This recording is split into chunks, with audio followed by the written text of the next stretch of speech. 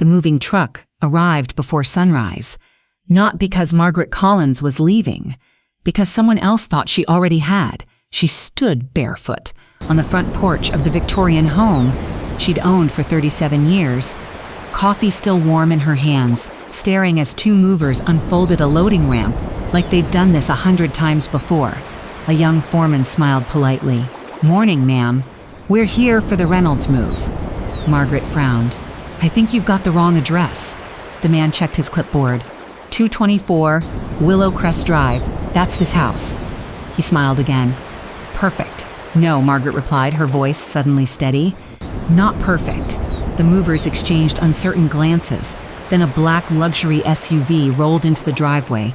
Out stepped her son, Ethan. Beside him was his wife, Vanessa. Vanessa climbed out wearing a tailored white coat and sunglasses worth more than Margaret's first car. She waved casually, as if arriving for Sunday brunch instead of what looked suspiciously like a hostile takeover. "There you are," Vanessa called cheerfully.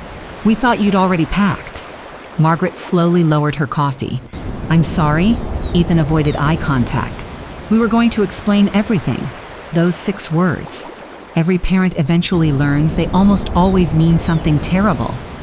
Vanessa walked confidently toward the porch.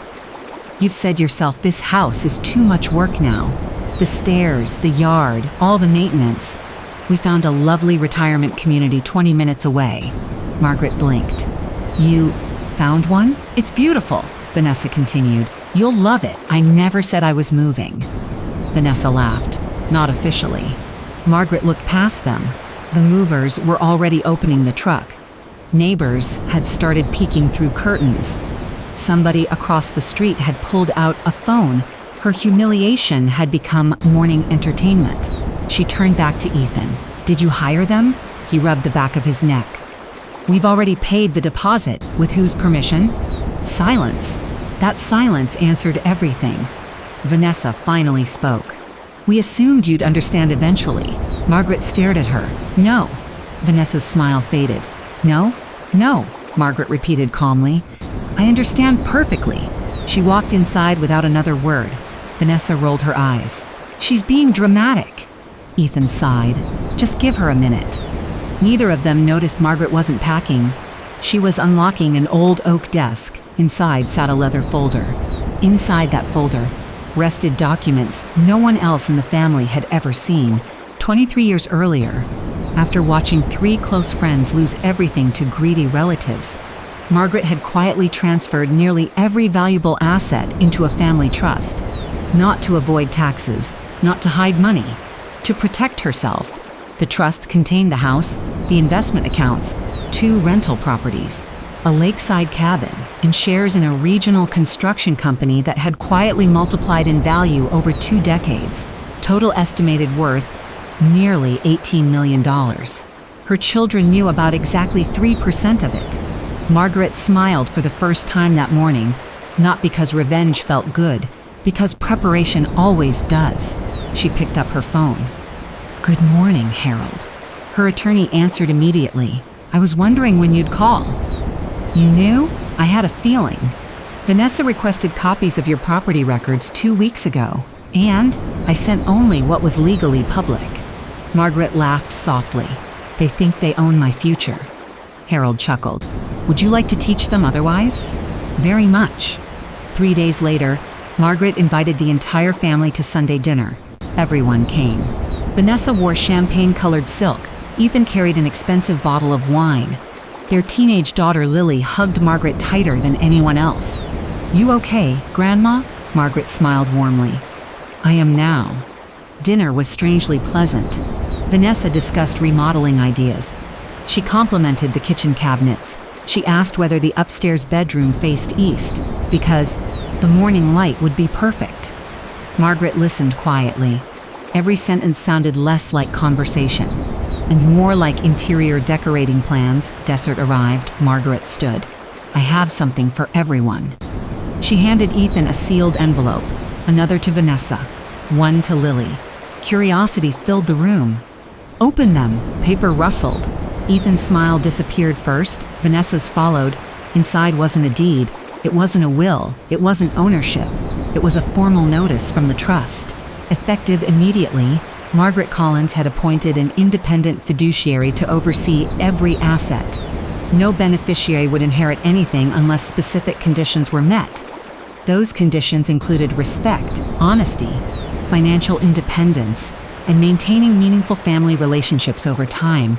Attempts to pressure, manipulate, or prematurely claim assets would automatically reduce inheritance percentages. Vanessa looked up. This can't be legal. Harold stepped from the hallway. He'd been waiting quietly in the study. It is. Vanessa stood. You set us up. No, Margaret replied gently. You set yourselves up.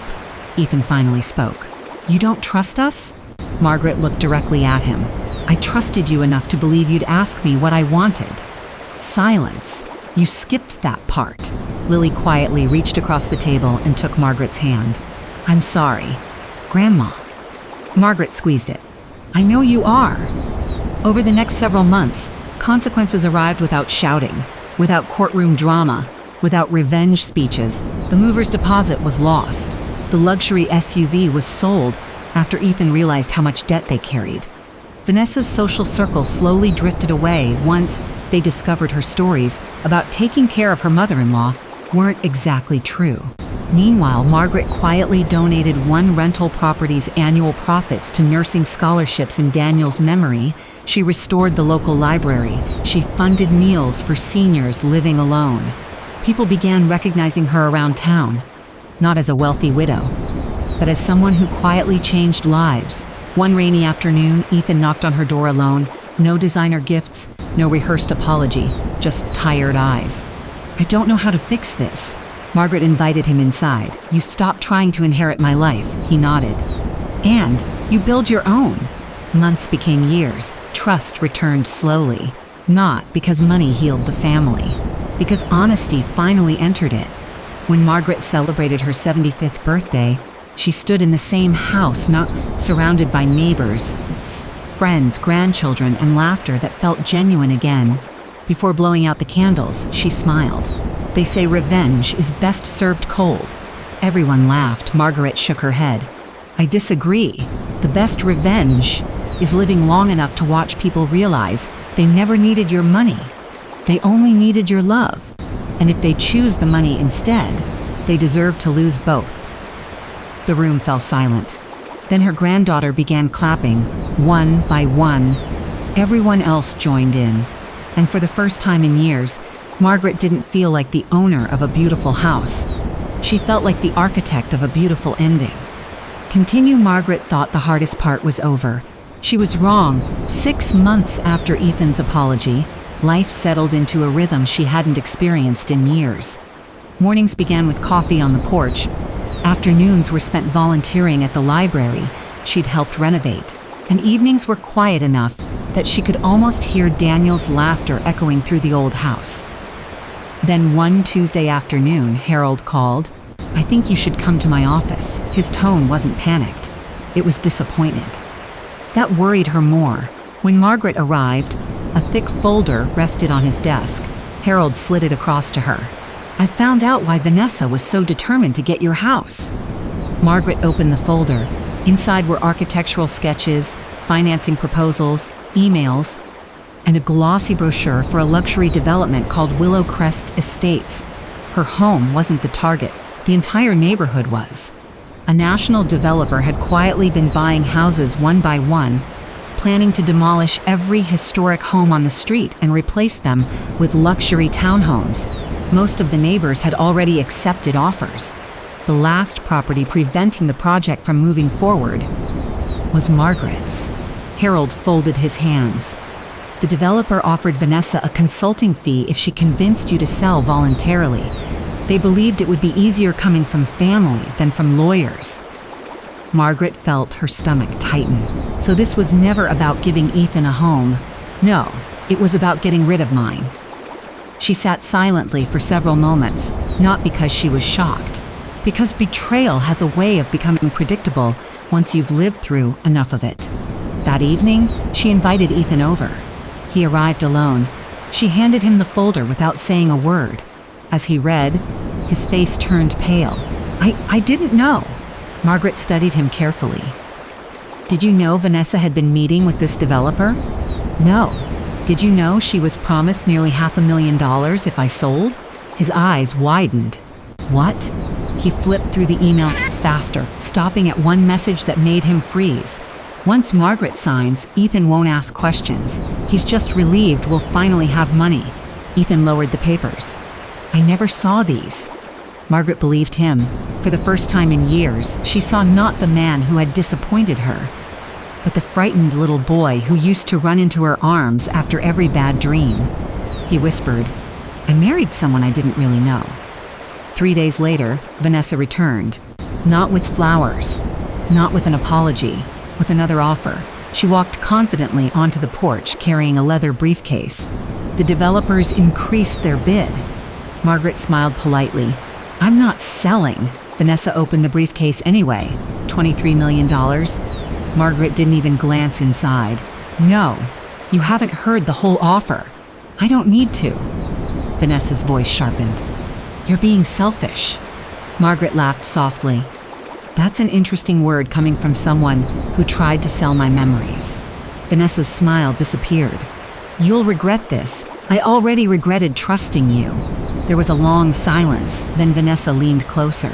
You think you've won? Margaret met her eyes. I've already won. How? Because this conversation is happening on my porch. You'll die someday. So will everyone. And when you do, Margaret interrupted gently, my estate plan was updated yesterday. Vanessa blinked. The Historical Society now has the first option to purchase this property. What? If my family doesn't want to preserve this house, someone else will. Vanessa stared in disbelief. You'd rather give strangers your property? Margaret smiled. I'd rather reward people who understand its value. The next month brought headlines throughout the county. Historic Willow Crest District saved from demolition. Margaret hadn't merely refused to sell. She had organized the remaining homeowners, partnered with preservation groups, and helped secure historic district status for the neighborhood. The developer withdrew. The project collapsed. Property values remained strong. The century-old homes and the memories they held were protected. Vanessa lost her consulting contract. The promised commission vanished overnight.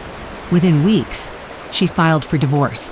When Ethan came to tell Margaret, she simply poured him a cup of coffee.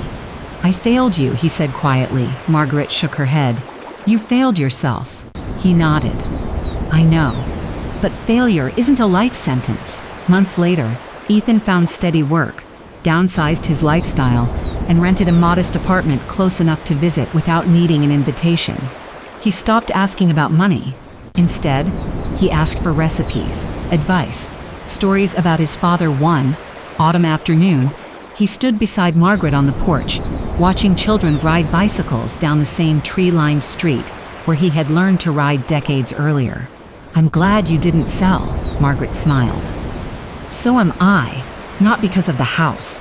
He looked at her. Because if you had, I never would have learned the difference between inheritance and legacy. Margaret reached for his hand. Inheritance is something you receive.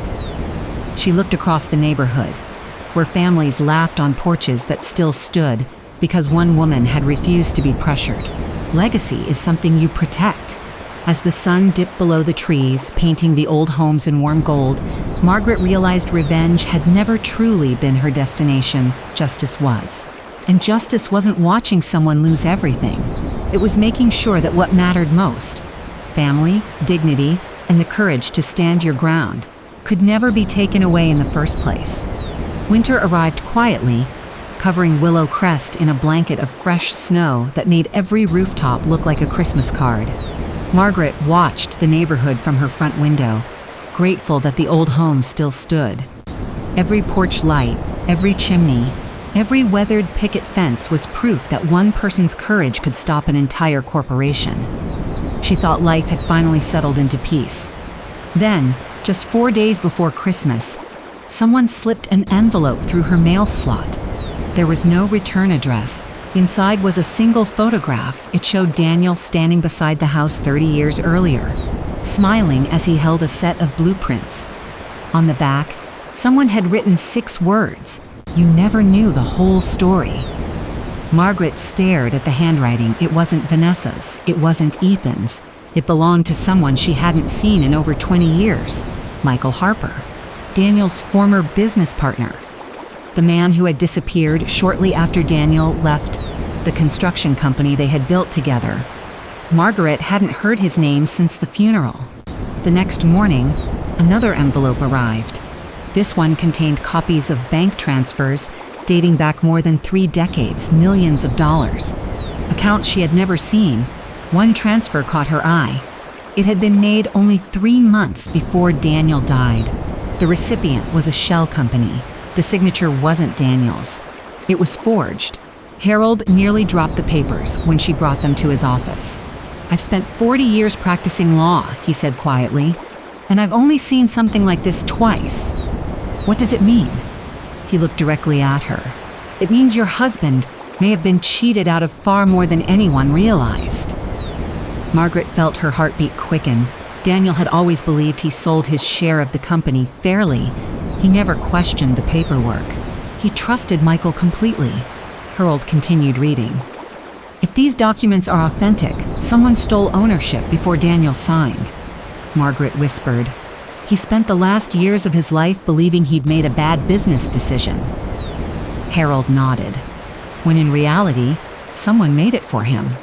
Over the following weeks, investigators pieced together a story buried for decades. Michael had secretly altered partnership agreements, transferred assets through hidden companies, and quietly built a construction empire using Daniel's stolen ownership. That empire was now worth hundreds of millions of dollars. The statute of limitations protected some of the fraud, but not all of it, especially not the ongoing profits generated from forged ownership documents. When Michael received notice of the lawsuit, he laughed. According to his attorney, he called Margaret a sentimental widow chasing ghosts. He underestimated 2 people, Margaret and Harold. Discovery uncovered warehouse after warehouse of forgotten records. Old accountants came forward. Former employees testified. One retired secretary admitted she'd witnessed signatures being traced after hours, but had been too frightened to speak. Then came the biggest surprise. A former executive contacted Harold privately. "I kept something," he confessed, "for 30 years."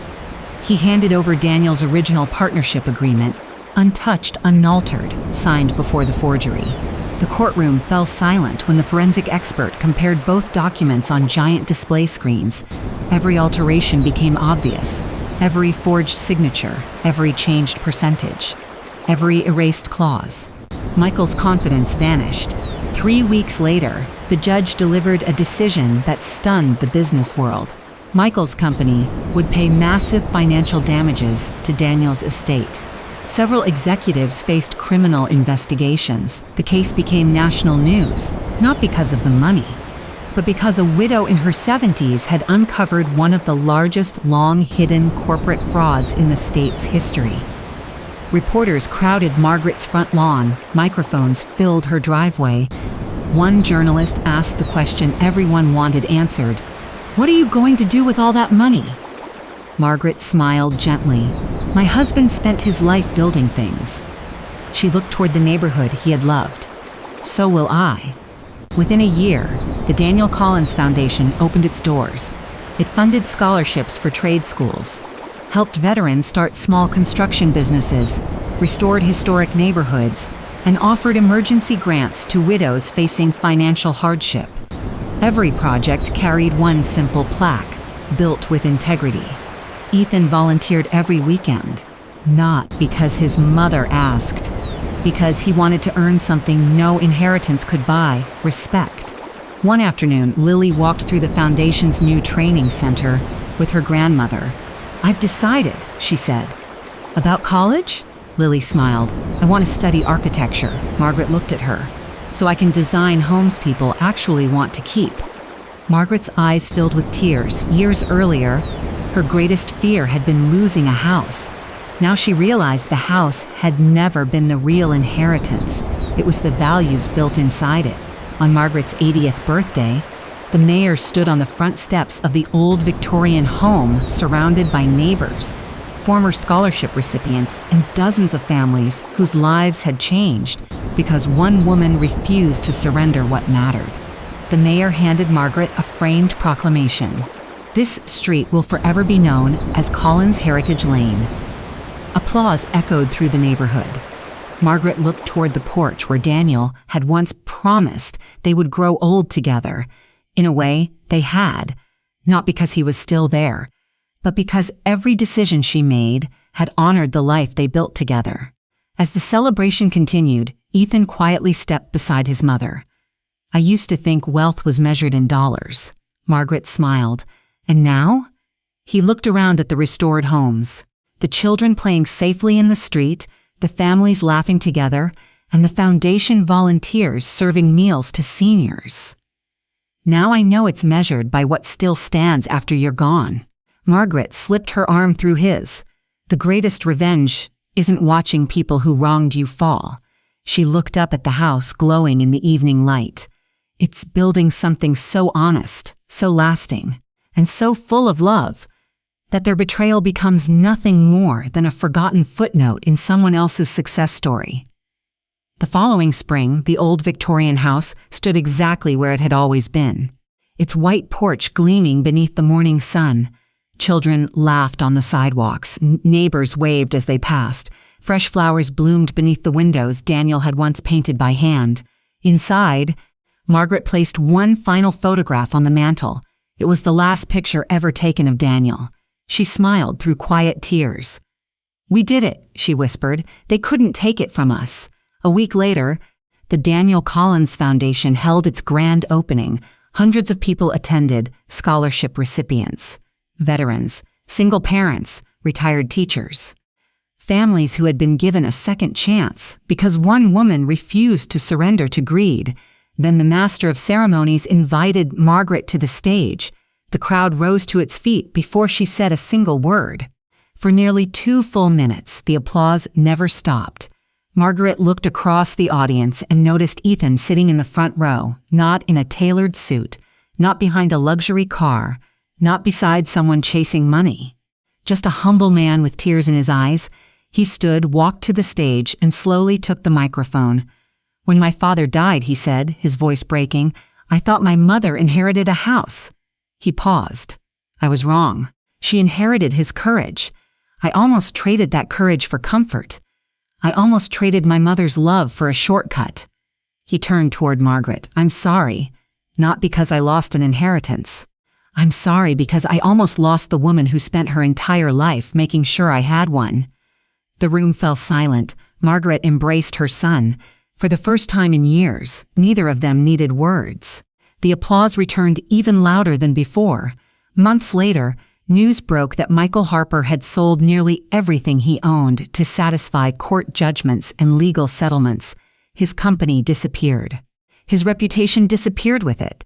No one celebrated his downfall, because by then, everyone was too busy celebrating Margaret's success. One quiet evening, Margaret walked onto the porch with Lily.